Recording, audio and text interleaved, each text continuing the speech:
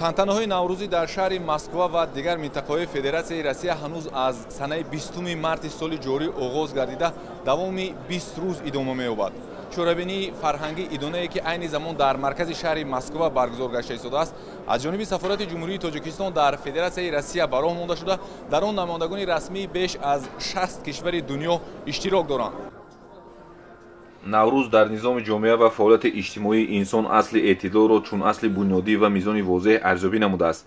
сабаби пазириши ин ҷашн дар он будааст ки наврӯз дар гузашта ва ҳам дар замони муосир ҷашни бедории табиат, баробарии шабу рӯз, равобити дӯстона ва ҳамзистии мусолиматомези қавму миллатҳои гуногунро таҷассум месохт. дар ҳамоиши бошукӯҳи наврӯзӣ меҳмонон нахуст бо анъанаҳои хоси ин иди аҷдодӣ шинос гардида аз маҳсули ба намоиш гузошта шуда ба пуррагӣ ошногӣ пайдо намуданд.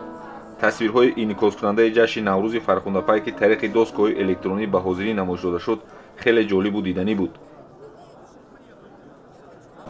Навруз. Все с большим удовольствием отмечают этот праздник. Почему? Потому что этот праздник символизирует начало весны, начало расцвета, процветания. И у всех радостные лица.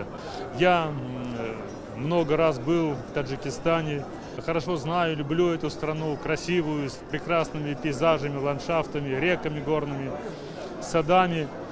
И с прекрасным, конечно, народом. И с большой теплотой вспоминаю этот праздник Навруз. Хорошие блюда, концерты, звучит музыка.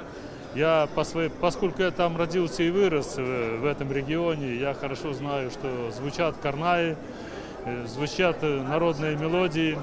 Я хочу пожелать народу Таджикистана действительно не только в Навруз, но и вообще в целом процветания, дальнейшего продвижения вперед, экономического роста, счастья, благополучия моим друзьям, моим братьям, таджикскому народу. дар қисмати тантанавии чорабинӣ сафири фавқулода ва мухтори ҷумҳурии Тоҷикистон Эмомиддин Сатторов аҳли маҷлисро бо иди баҳори хуҷасапай таҳният гуфта ҷашни наврӯзро некпай ва иди зебогии сол номид. гуфта шуд ки анъанаҳои неки наврӯз ки онҳоро халқҳои мо дар тӯли асрҳои зиёд гиромӣ медоштанд имрӯз эътирофи байналмилалӣ гирифтанд. шомил шудани наврӯз ба феҳристи мероси ғайримоддии ЮНЕСКО тасдиқи дигари беназирӣ ва аҳамияти умумибашарии ӯ гардид. ин ҳамчунин аз ҳавасмандии пойдори мардумони кишварҳои мо ба принсипҳои олии инсондӯстӣ ва меҳнатдӯстӣ ки ба дӯстӣ, ҳусни таваҷҷӯҳ ва ҳамзистии осоишта даъват менамоянд шаҳодат медиҳад.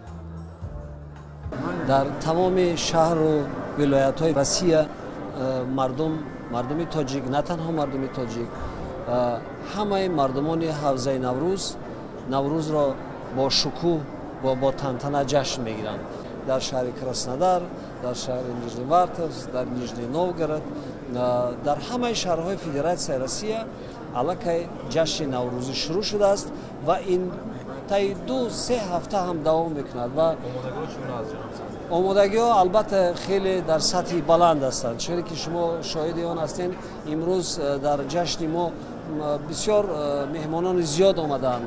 санъаткорони тоҷик ки дар ин ҷо зиндагӣ мекунанд, санъаткорон аз Тоҷикистон омаданд ва мо мехоҳем барои ҳозирин, барои меҳмононе ки имрӯз даъват шудаанд, фарҳангу аҷдодони худро, фарҳанги тоҷиконро мо муаррифӣ намоем.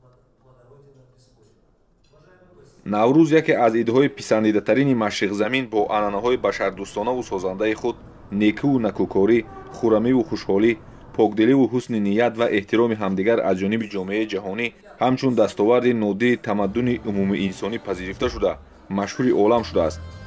меҳмонони ҷашни наврӯзӣ дар шаҳри Москва ки асосан сафирони кишварҳои гуногун дар Федератсияи Россия, намояндагони дипломатӣ, мақомоти шаҳри Москва ва донишҷӯёни ҳамватанон буданд, таъссуроти худро аз таҷлили ин ҷашни зебои баҳор бо рӯҳияи баланди идона иброз доштанд. به ثبت رسوندن نوروز باستانی در دنیا و به رسمیت شناختنش تاجیکستان یه نقش بسیار بزرگی رو بازی کرده و به افتخار فعالیت‌های تاجیکستانه که جشن نوروزی به رسمیت در دنیا شناخته شده. намоиши либосҳои миллӣ аз қабили атласу чакан дар пешниҳоди гулдухтарони тоҷик аз суннатҳои хоси наврӯзӣ муаррифӣ шуда таваҷҷӯҳи меҳмононро бештар ба худ ҷалб кард. қисмати фарҳангии чорабинӣ низ барои меҳмонон тамошобинон хеле хуш омад. ҳунармандони шинохтаи кишвар бо пешниҳоди суруду оҳангҳои ҷолибу шуниданӣ ҳамоишро рангин сохта ҷашни наврӯзро боз ҳам хотирмону дилчасп намуданд.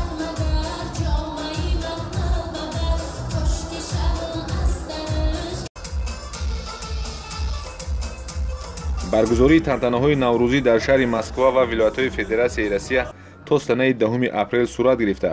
طبق نقشه چهاربینی‌های سفارت جمهوری تاجیکستان در فدراسیای روسیه در سطح بلند تشکیلی دایر خواهد شد. ابوبکر شریفی، حبیب الله خوشوقت، شهر مسکو، جهان‌آموز.